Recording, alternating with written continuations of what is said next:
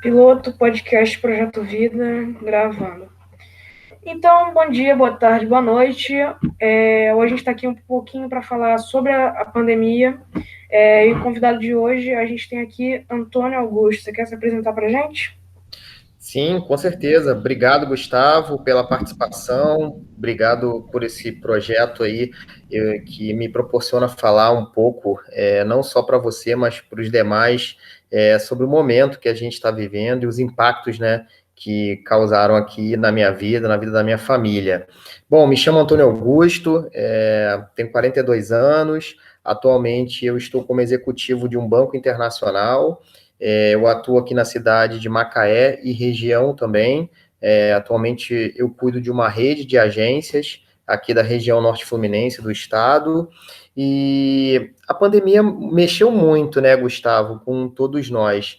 Eu me recordo que há um ano e pouco atrás, assim como quando a pandemia iniciou, a gente não estava dando tanta importância assim, né? Parecia realmente ser algo tão desconhecido, mas ao mesmo tempo também, vai passar, é algo rápido. E à medida que as coisas foram evoluindo, é, a gente foi mudando os nossos hábitos. Eu me recordo que a primeira grande mudança, a gente estava para trocar de carro aqui em casa, e assim que veio a pandemia, a gente começou a receber alguns sinais, algumas informações do trabalho, né, do banco, que algumas das nossas lojas iriam começar a ser fechadas para a gente fazer um rodízio, e aí aquilo me chamou muita atenção. Eu nunca tinha visto isso, né, na minha história de trabalho ao longo dessa indústria, a qual eu tenho 17 anos. Ou seja, aquilo me chamou muita atenção. Então, uma das primeiras coisas que eu tomei como decisão também, junto com a minha esposa, foi suspender a compra do carro. Falei, olha, acho que a gente vai precisar de 2 carros. Pelo que eu estou vendo aqui, alguns movimentos estranhos estão acontecendo. Então, primeira coisa que a gente fez, a gente tinha 2 carros, e estava nas vésperas de trocar de carro, a gente suspendeu a compra do carro. E aí começou a vir um pouco dos bloqueios, lockdown, as escolas começaram a colocar os alunos para fazer ensino à distância, e aí a gente começou já num período de reclusão em casa, né? Então, o primeiro impacto foi esse, né? O impacto da família, o impacto na visão do trabalho já começando a aparecer, e aí com isso também a gente começou a ter um pico de estresse muito grande com o tema de pessoas, né?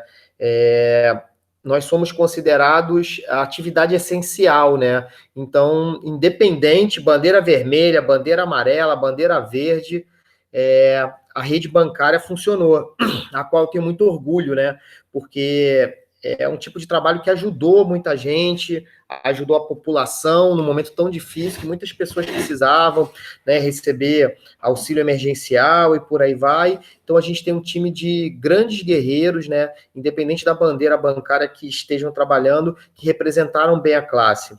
E nesse meu papel de atuação, eu não tenho um papel focado em atendimento ao cliente na ponta. Então, uma das coisas que eu senti muito no início da pandemia foi, poxa, antes eu precisava ir para o escritório, mas eu tenho mobilidade, eu tenho laptop, celular, enfim, tudo corporativo e eu consigo despachar independente do local que eu esteja. Então, uma das coisas que mais me deixou incomodado também foi o fato de, nos dias que eu tivesse em escritório, eu estava em casa e eu sabia que eu estava aqui em casa, protegido, guardado, e eu tinha todo um time exposto, atendendo clientes, trabalhando na ponta, então isso também começou a me deixar um pouco incomodado. Eu comecei a querer ir visitar mais as agências, entender um pouco as dores de cada profissional para poder ajudá-los, porque a gente passou por momentos de muito estresse e cada um lidou com isso de uma forma diferente, né? Porque teve pessoas que assimilaram bem, passaram bem por isso, mas teve pessoas que realmente adoeceram, ficaram realmente muito desesperadas, tinham familiares em casa, gestantes, enfim, pais idosos e por aí vai. Então, um dos sentimentos que a pandemia me trouxe foi um pouco daquele tema da liderança, né? De estar junto com o meu time, de estar junto com as pessoas, de estar lá na ponta com eles, de fazer com que eles sentissem que eles não estavam sozinhos, que eu também estava lá junto com eles no mesmo barco, e assim como eles, eu também tenho família, tenho filhos, esposa, a qual eu também tinha receio de trazer a doença para casa. Então, esses aspectos mexeram muito comigo. E ao mesmo tempo que eu senti receio, eu senti também uma enorme motivação, um excesso muito grande de garra para poder estar na ponta com eles, passando por isso tudo. Eu tive que me encher de coragem, né, de determinação, de energia, para poder transmitir isso para eles, para que essa minha energia pudesse contagiá-los e falar, gente, vamos lá, vocês não estão sozinhos, estou aqui com vocês. Então, foi um mix de sentimentos que aconteceram comigo para que eu pudesse enfrentar isso tudo. E aí um pouco daquele ditado, né? A gente está com medo, vai com medo mesmo, e com fé em Deus acima de tudo. Então, a pandemia trouxe essa mistura de sentimentos, né? E, por outro lado, aqui em casa, com a minha esposa, com meus filhos também, é um modelo novo, porque os restaurantes fechados, e às vezes que eu ia sair para visitar, ao invés de comer fora, eu levava comida, então tinha também uma dinâmica diferente, né, de como eu me relacionava com as pessoas, porque eu também evitava, né, me cuidava em não comer fora, já levava a minha comida, então trouxeram também novos hábitos. Eu acabei emagrecendo um pouco mais, né? A minha esposa fala que foi por conta de estar comendo um alimento mais saudável, uma comida caseira, né? Com menos química, não sei se, mas com certeza faz sentido. Eu também comecei a ficar melhor, né? Mais saudável, com uma aparência melhor.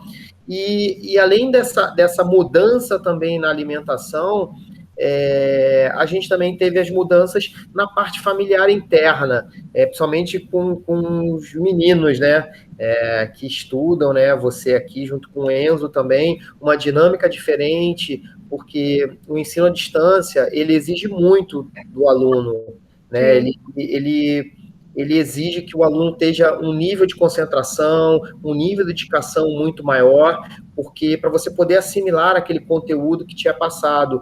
Então, você tem toda uma estrutura familiar em casa e uma estrutura para poder receber esse conteúdo, mas se você não tiver com a cabeça ali focado em absorver aquilo, essa dinâmica acaba te atrapalhando. Por mais que ela te traga comodidade, ela exige um nível de maturidade muito grande. Então, isso também foi um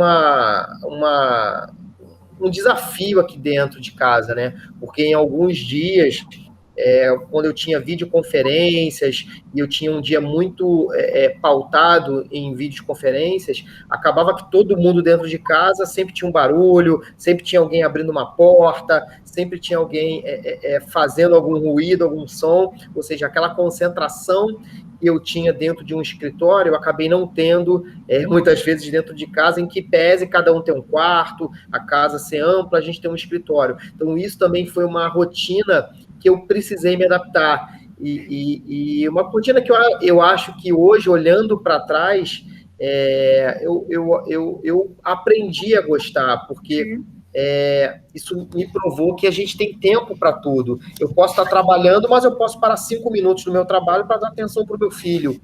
Eu posso parar 5 minutos, de repente, para ver uma atividade do meu filho. Eu posso dar atenção para minha esposa 5 minutos. Eu posso levantar, ir no banheiro, tomar um café e conversar com meu filho, com a minha esposa. Então, isso me trouxe também uma dinâmica diferente de trabalho, que com certeza, quando a pandemia acabar e eu voltar ao trabalho, né, seja em home office ou seja em escritório, eu vou dedicar também tempo para essas pausas, né? Para saber como está a família, para conversar um pouco mais com os meus filhos, porque muitas vezes a gente passa muitas horas do nosso dia no trabalho sem a conexão com a família.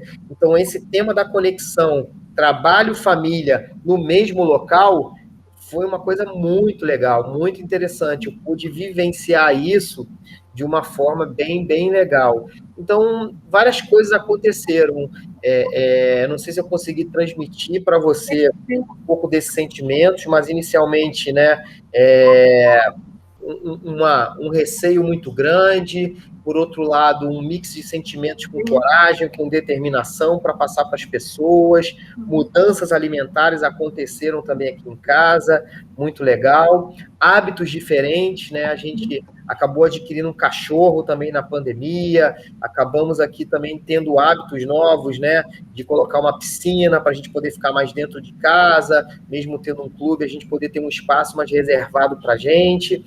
E eu acho que a gente passou, acima de tudo, também a se valorizar mais, né? Eu acredito que a pandemia, pelo menos aqui em casa, né, na casa dos Teixeiras, que a gente chama, a gente pôde ficar ainda mais unido, né? A gente já era assim, a gente, né, sempre que na medida do possível almoçava junto, tomava café junto, mas eu tenho excelentes lembranças de participar, né, junto com a minha esposa, junto com vocês, da preparação da comida, do alimento. Me recordo da gente, né, estar um dia, nós 4 na cozinha ali, preparando um peixe, preparando uma carne. Então, ter essa participação de todo mundo, né, foi muito legal. Foram coisas que me marcaram muito, né? Então, usar espaços da casa que a gente antes não usava, né, usava muito pouco, e o espaço sempre teve lá, foi algo também que me chamou muita atenção, né? De como a gente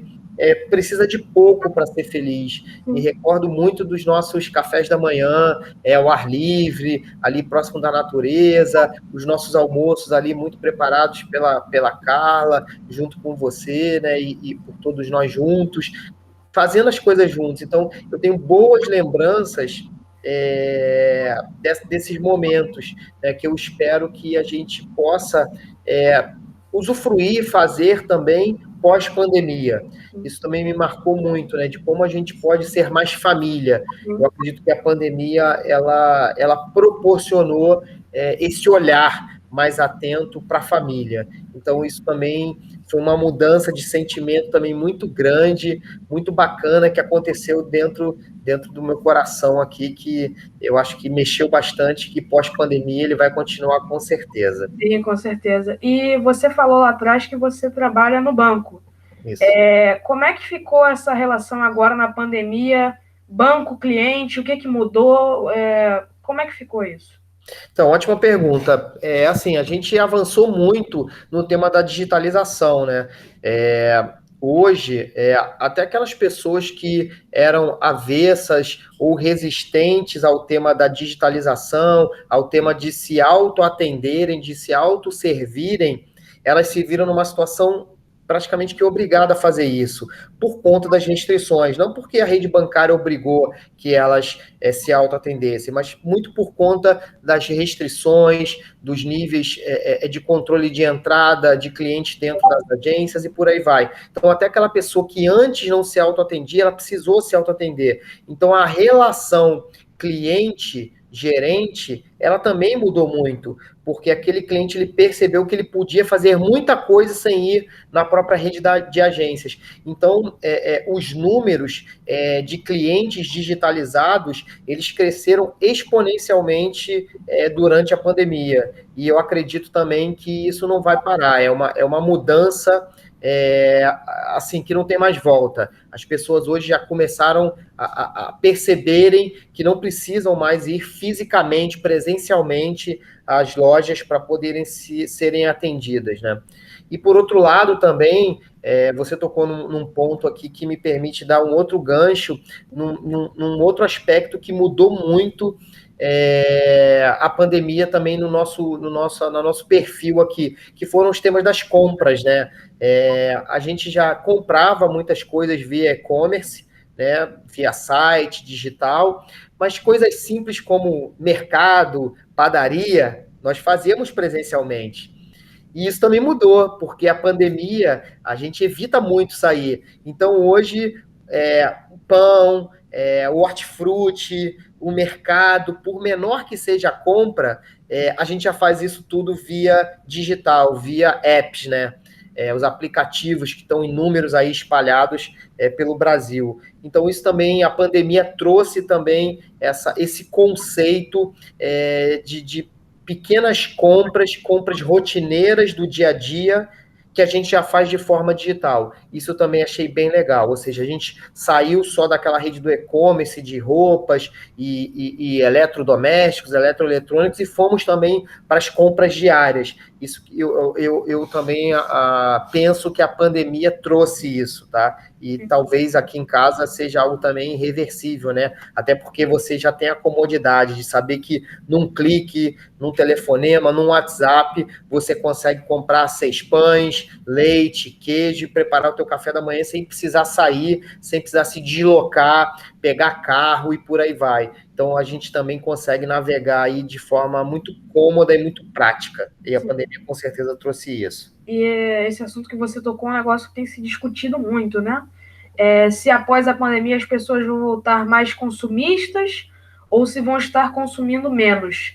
Você crê que isso seja um novo normal, o fato das pessoas fazerem pequenas coisas como ir à padaria, ir ao mercado, tudo digital? Ou...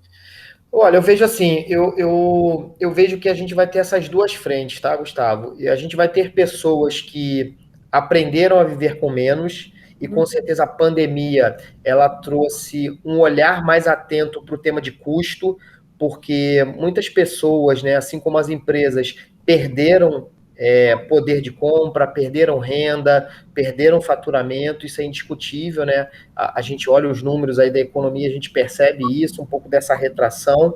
Então, eu percebo que a gente vai ter esse grupo de pessoas que aprenderam a viver com menos, e preço é sensível, e elas vão manter essa redução, elas aprenderam a viver assim, viram que isso realmente não faz tanto sentido ter aquilo que elas tinham antes. A gente vai ter esse grupo de pessoas, e a gente vai ter um segundo grupo de pessoas, que são aqueles que estão ávidos por viajar, por consumir, que são realmente as pessoas mais urbanas, né, que são pessoas mais consumistas, que são aquele grupo de pessoas que estão sentindo mais o tema do distanciamento social, da pandemia, são aquelas pessoas que estavam acostumadas realmente a ter uma vida social muito ativa, comer fora 2, 3 vezes por semana, passear, viajar, enfim, consumir.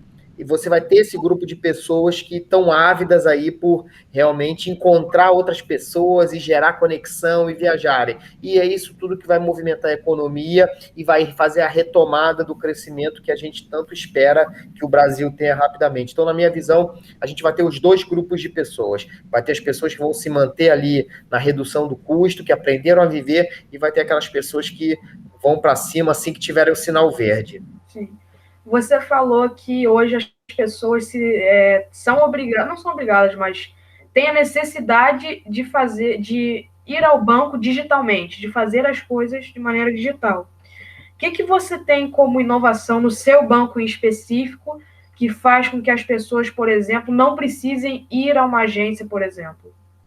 Bom, hoje a gente tem, praticamente, os portfólios são muito parecidos, tá, Gustavo? Sim. Mas a gente tem hoje inúmeros serviços, né? A gente tem o tema do Pix, que hoje ele está aberto, que a gente acabou saindo na frente, né, lançando o SX, né, que virou um grande jargão aí do meio popular. A gente agora lançou recentemente até uma grande propaganda também do Open Banking, que está fazendo muito sucesso, para que as pessoas possam realmente escolher aquele serviço, aquele banco que realmente atende melhor, que tem um preço melhor, que tem uma condição melhor para você. Então, a gente proporcionou para os clientes, primeiro, comodidade, através de grandes aplicativos, ferramentas rápidas e velozes e eficientes. Mas, de certa forma, os portfólios de todos os bancos, eles são muito parecidos, mas eu posso dizer que uma grande tacada que o banco fez foi sair na frente,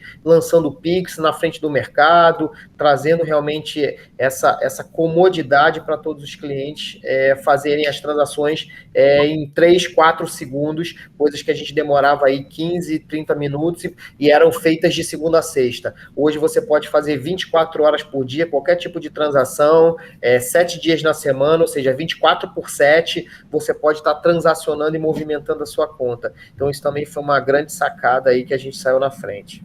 Sim. E hoje, como é que você vê, assim, a principal diferença na sua vida pós-pandemia não, perdão, na pandemia e pré-pandemia? Bom, eu vejo que, assim como aquela primeira grupo de pessoas, eu percebi que eu consigo viver com menos, né, do que a gente tinha, do que a gente precisava. Hoje eu olho o guarda-roupa, o closet, e olho assim, nossa, quantos pares de tênis eu tenho aqui? Eu só estou usando talvez um, dois, nos finais de semana, né? Tirando a roupa de trabalho que a gente acaba trabalhando aí, sapato social, enfim, terno, mas eu percebi que eu não precisava de tanta coisa para viver. Então, esse foi o primeiro aspecto que a pandemia me trouxe. E o segundo grande aspecto, na minha visão, foi o tema familiar, que realmente me trouxe uma maior interlocução com os meus filhos, uma maior proximidade. Eu pude participar, ver, mesmo que a distância entre um cômodo e outro, um pouco da dinâmica deles, o esforço. Por exemplo, participar de uma aula de inglês com meu filho foi algo assim maravilhoso, né? Poder estar participando ali no mesmo fórum que ele foi algo que me emocionou muito, porque eu nunca tinha tido essa oportunidade, né? Geralmente trabalhava muito, muito fora, muito ausente, sempre viajando, e hoje acabaram as viagens, eu estou mais dentro de casa. E acho que isso mostrou para o mundo, principalmente para o mundo corporativo, que a gente não precisa estar lá fisicamente. A gente pode estar aqui à distância, como nós estamos aqui, sem perder qualidade, mantendo a mesma eficiência, o mesmo compromisso, a mesma pontualidade. Então, a pandemia me trouxe vários ensinamentos, mas os dois grandes ensinamentos foram esses que eu mencionei para você agora. Para a gente encerrar, eu queria te fazer uma pergunta que é o tema do nosso trabalho, né? Que são os extremos da pandemia, que é o lado ruim e o lado bom, né? Qual dos dois lados com qual dos dois lados você define a sua pandemia, a sua quarentena? Bom, eu gosto sempre de olhar o copo cheio, né? Eu acho assim, a pandemia, ela é algo ruim. A gente não pode classificar uma pandemia de forma boa.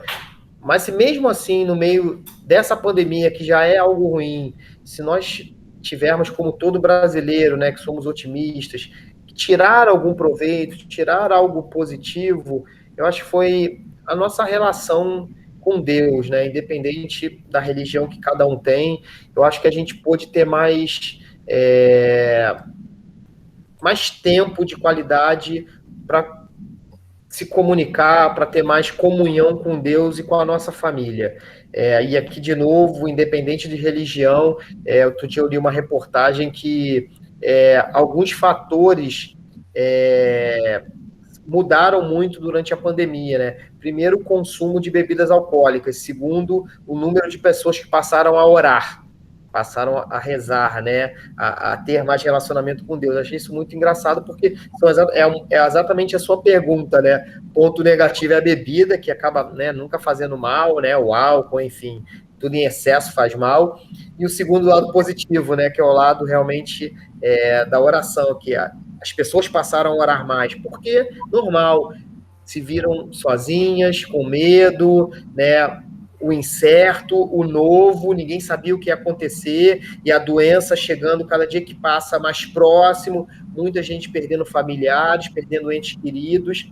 Então, se a gente tivesse que falar algo talvez positivo, é essa relação com Deus, que eu acredito que a humanidade toda passou a ter.